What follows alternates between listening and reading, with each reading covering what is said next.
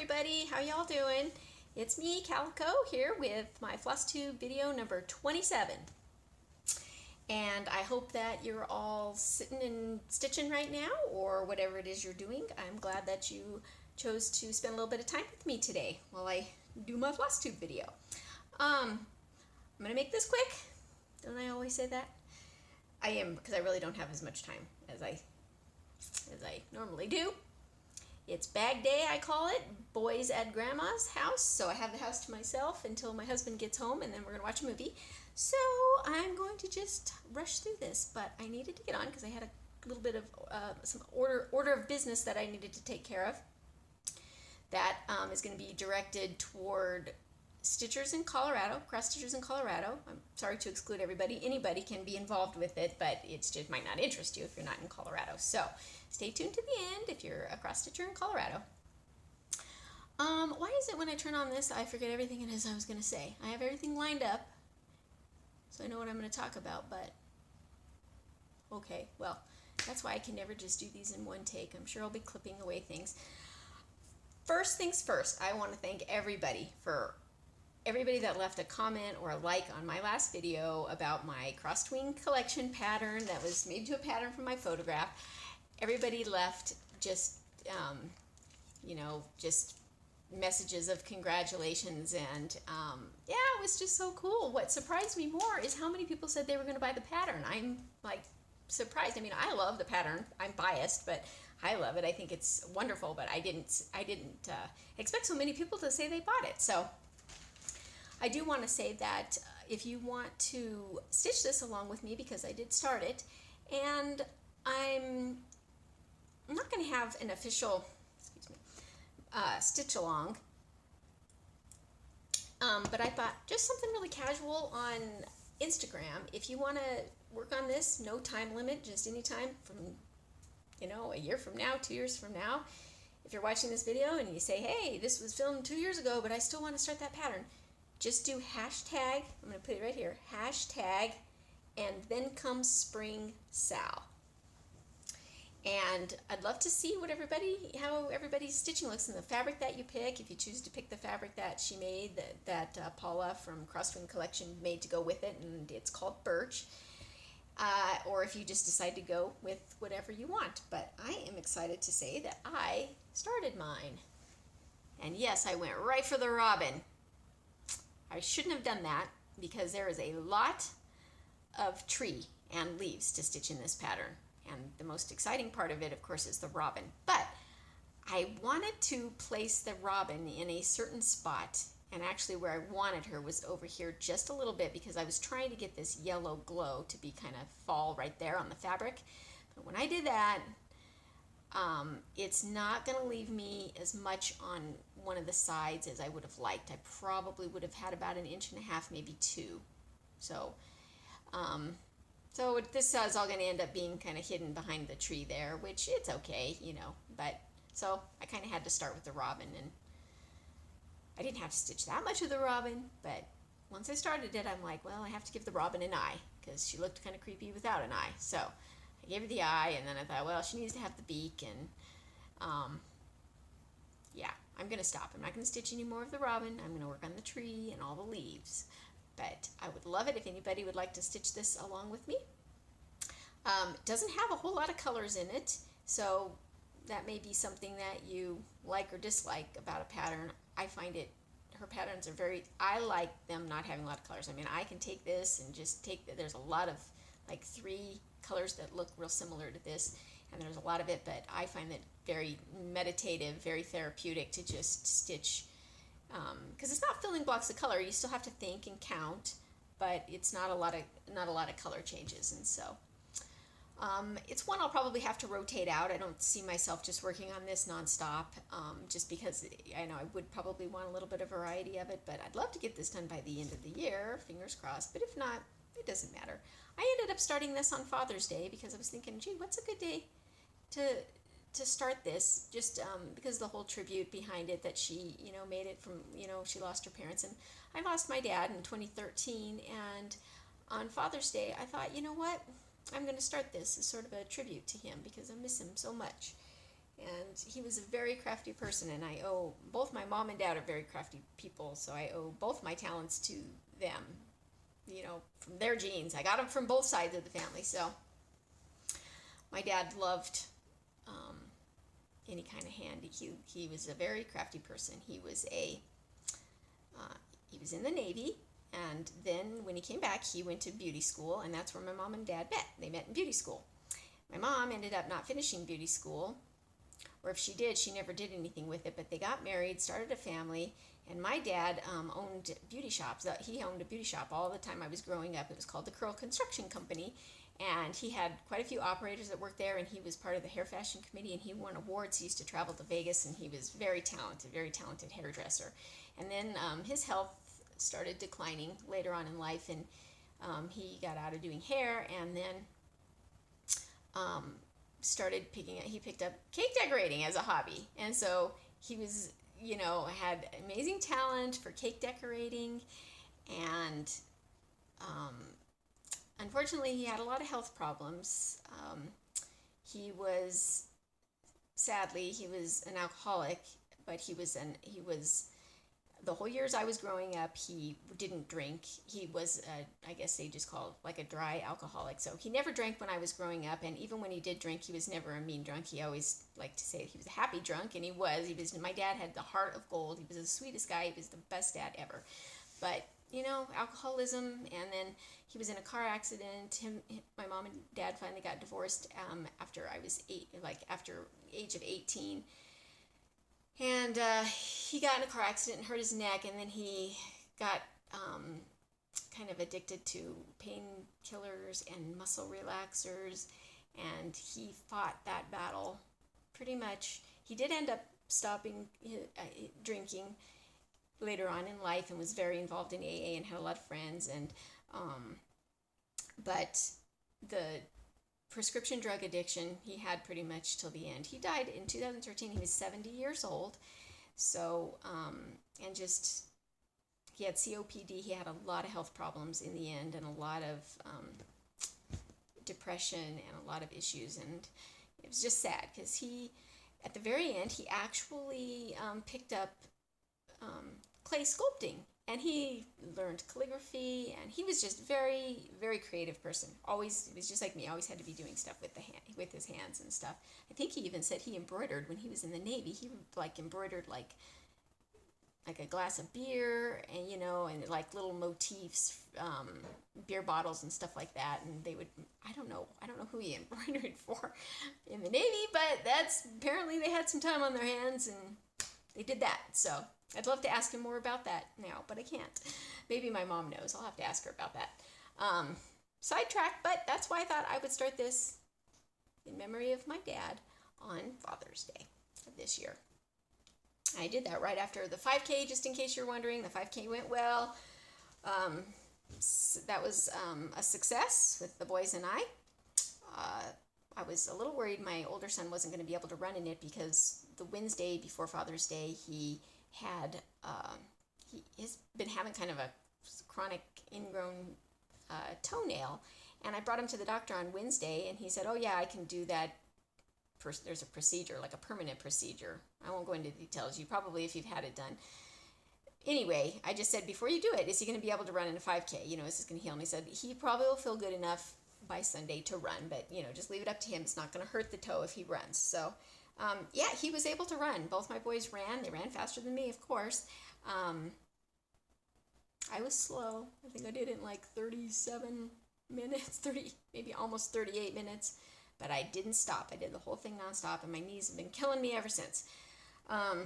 Yep, the boys had better times. I think Riley finished about 2 seconds behind Hunter, and it was just really fun. They want to do it again. So back to cross stitching, because that's what you're all here for. So, but going back before Father's Day, in between my last video and Father's Day, I was working on this last time, and I got this finish in. This is called the Flag Maker from Not Forgotten Farms, and it's free. And I linked to that in my last video. So I had hoped to have something done with it, like a flat fold by now, but it didn't happen because I ended up starting, at the last minute, I decided to do a pattern for the Salem sal that was going around that started on June 10th. I wasn't going to do that because I didn't think I had anything, and then somebody on Instagram had posted this pattern, and I said, hey, I have that one. I bought it when somebody had, the gal, Irina Weber, I think she is, on Etsy, I'll link it below, had this pattern sometime a while ago. I bought it, and when I saw somebody stitching it, I said, hey, I have that. I might as well stitch it. So I did this, worked on that for a few days. Didn't take me very long, and it's cute. Can't really see the colors. That's good. It's orange and kind of an olive green there. I was going to do something on the bottom. I ended up not doing it, but I was actually going to do something. Tell me if you think this sounds cheesy. I was going to actually put the date, June 10th, 2017, and then, or what was I going to do? Yeah, so I was going to put the date that I stitched it, and then I was going to put hashtag Salem Not Forgotten. And maybe even hashtag Salem 325, because that's what the sal was tagged. And do you think that would look kind of cheesy being under there, you know? Because I thought, you know, the whole hashtag thing, who knows, you know, 10 years from now it might be kind of fun to look back and say, oh yeah, I remember when hashtags were big, and that's how we used to do the stitch along. So I don't know, I thought it might be kind of cute to put hashtag Salem Not Forgotten, you know, just to show that I stitched this, you know, as the 25th anniversary of the Salem Witch Trial. So, I don't know. Thoughts. Put your thoughts down below. And last but not least, I am happy to say that I finished this. Yay! I finished the back stitching on this, so I can now put this out, take it out of my WIP pile, and put it into the finished pile. It was as painful as I thought it was going to be, too. I kind of ended up just winging it with these. I kind of ended up just winging a lot of the back stitching. It was just really poorly charted back stitching, and there was like a white back stitching on the tops of their heads, which I didn't think looked good. I replaced it with black, and you know, the pine needles kind of winged them, and you know, it looks good. I'm ready for this one to be done. So yay! I have not posted that on Instagram yet, so I need to do that. As soon as I finish that, still isn't Father's Day yet, so this is all happening before I started the robin pattern, but I had to get a start in this pattern that was gifted to me by Janet on Instagram. And I got a little bit of a start in that one. Just a little start of the strawberry. I'm not going to do any of the gingham that's around here, but I did decide to do just one string of the border there. And I made this needle minder to go with it. I went down the path of making some needle minders. I'll get to that in a minute. Let me just finish showing you my stitching in case you don't care about my needle minders. You want to tune out. Because, yes, needle minders are interesting to some people and not so interesting to other people.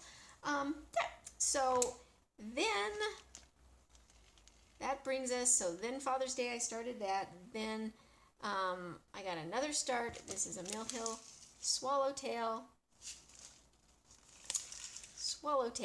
Spring Bouquet by Mill Hill. And I had to start this.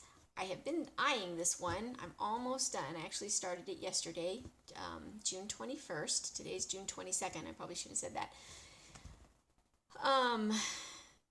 I've seen this pattern, and then when I took a trip to my local needle workshop to, I had to pick up something down there, and I saw this, and I knew that June 21st was coming up, and you'll see that I posted it on Instagram, the little reason why swallowtails are real important to me or special to me.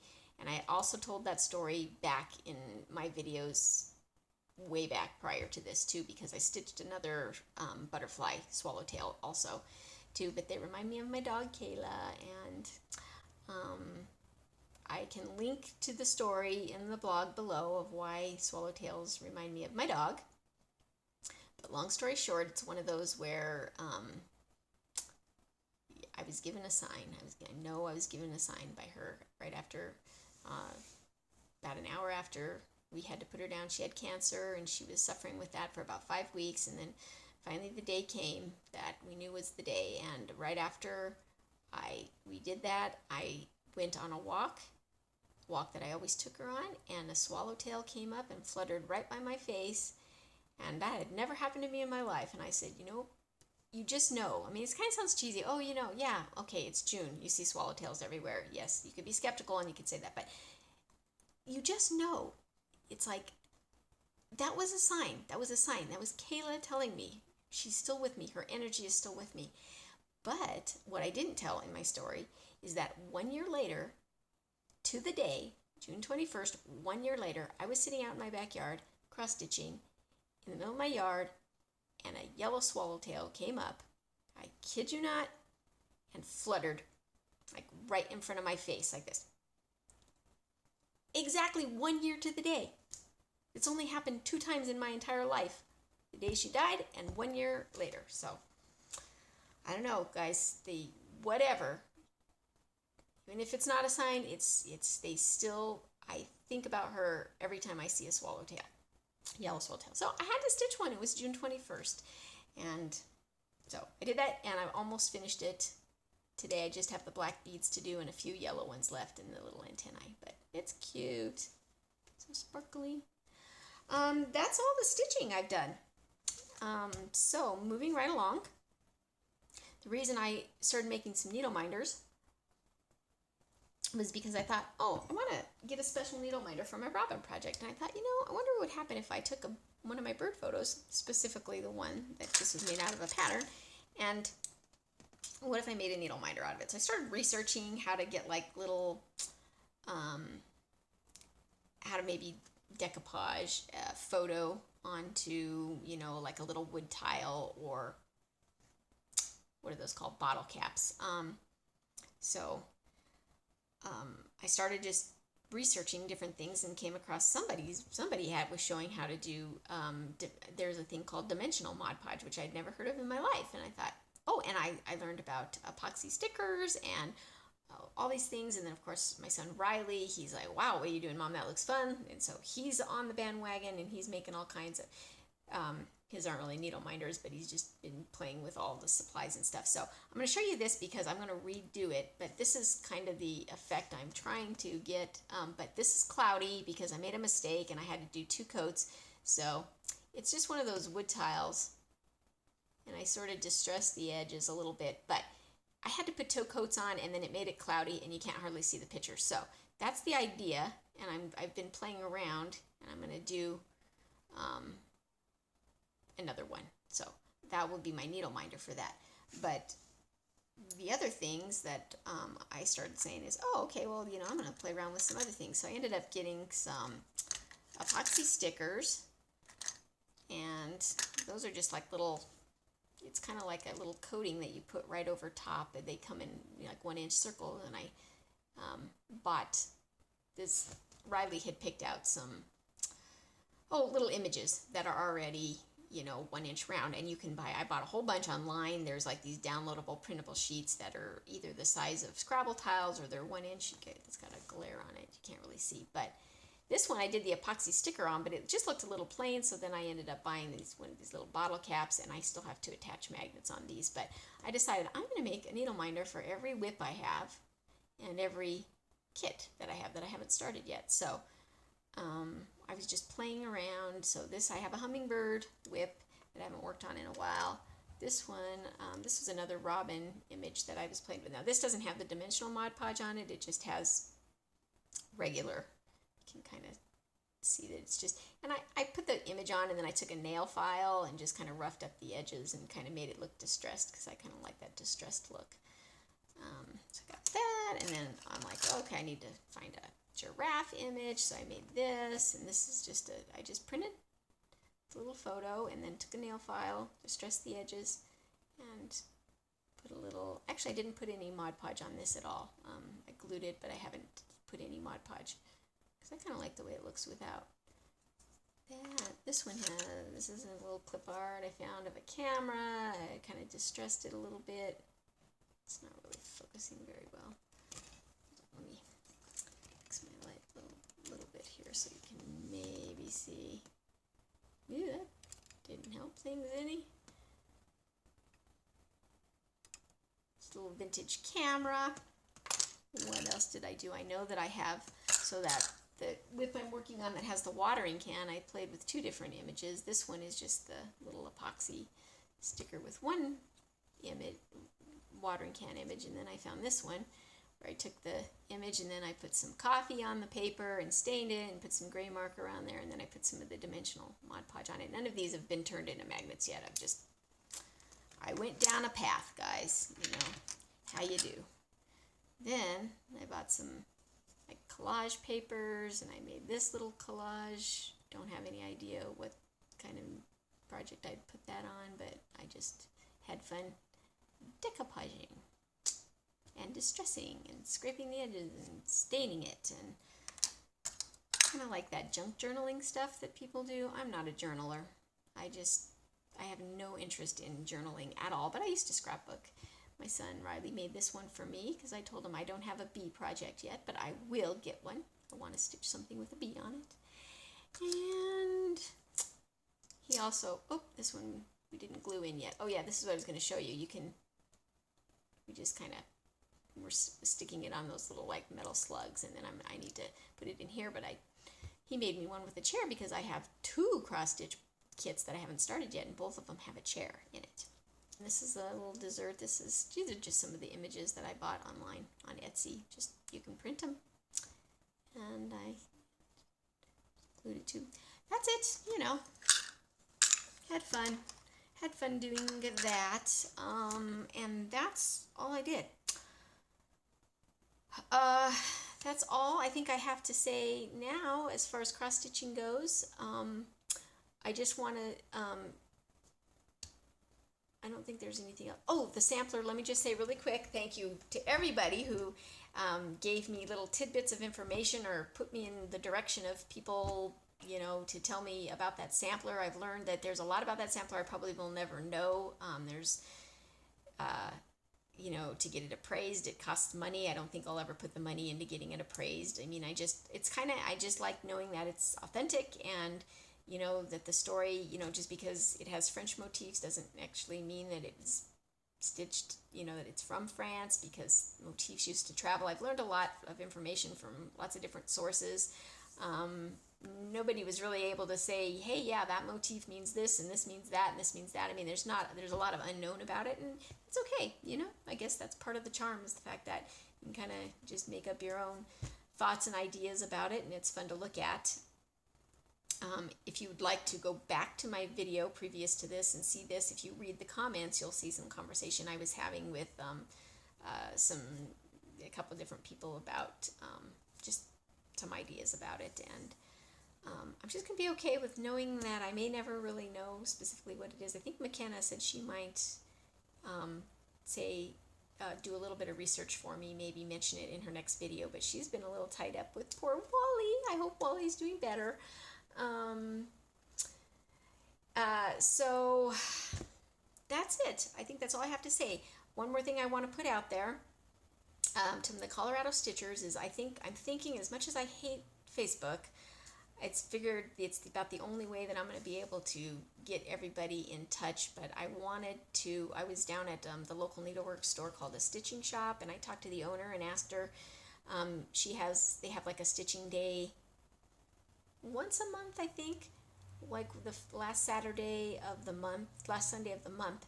And I asked her, you know, if I put out there that, you know, Stitchers from Colorado, if anybody wants to get together, you know, how many people can she hold? And she's like, I can hold as many as you can bring. So there's no limit there. She said, I'll bring out tables if we have to. So there may be only 5 of you out there, 2 of you, 6 of you. There may be more, but I don't know what I'm going to name the Facebook group yet, but look down below. It's going to be something like Cross Stitchers of Colorado, because that's about as original as I can think of, because I want it to be searchable. I want maybe people to say, I don't want it to start with Colorado, because I don't want people to put that in first as their, you know, I figure if they put in the words cross stitch and then Colorado, you know, I don't know. I'm not a big user of Facebook groups. I don't know how to do one, and if anybody out there would like to volunteer to be the person that starts the Facebook group, I'll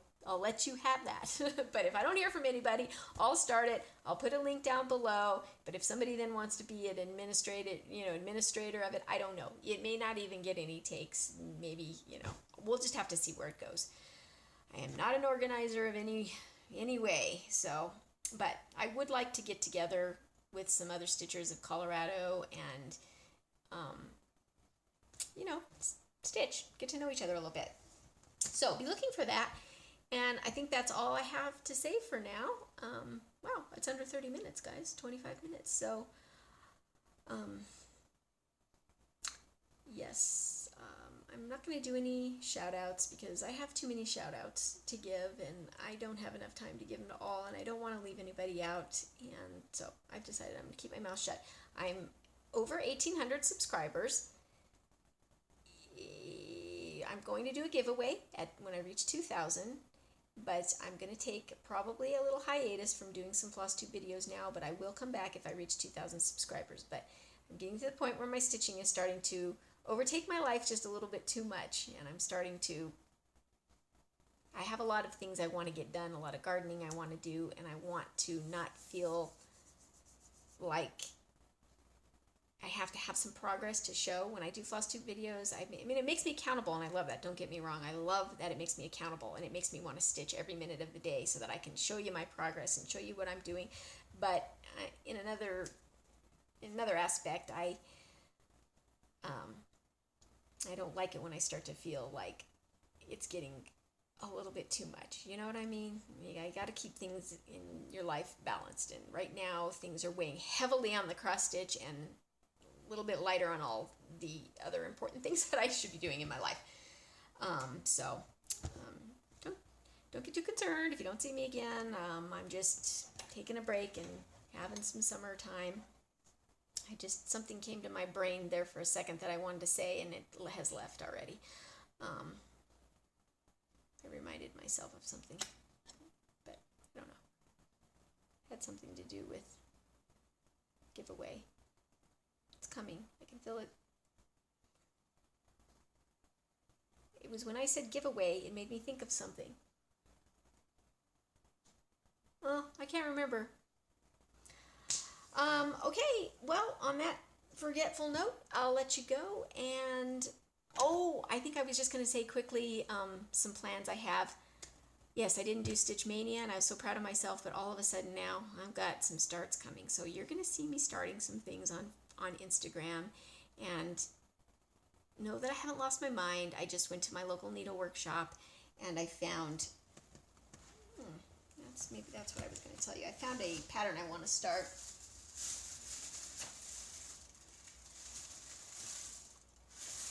I actually can't show you it.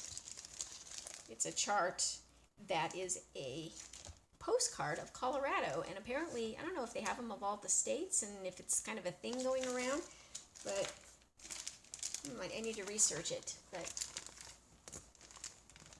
maybe by this person, the work basket. But anyway, it's a Colorado postcard. And I saw that, and it only comes as a kit. I would have liked to have just had the pattern, but you know what? The kit, yeah, so it was a little pricey.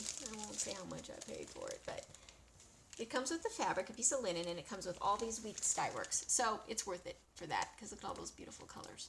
So you're going to be seeing me do that. I bought and I don't have it with me, near me, but I bought another Blackbird Designs because I'm becoming obsessed with Blackbird Designs. So I've got Light Upon the Lawn that I want to start, and then there's another one with a bluebird of some type and some cherries. I bought one for me and one for a friend. And, I'm going to start a giraffe, my other giraffe kit that I have. I think that's it. So I'm going to start these all soon, so you're going to see some new starts from me. And so I'll see you guys next time I see you. Have a wonderful summer. Get some stitching done and enjoy. And I guess those of you where it's not summer, enjoy your winter, your fall. And I will talk to you guys later. Okay? Bye.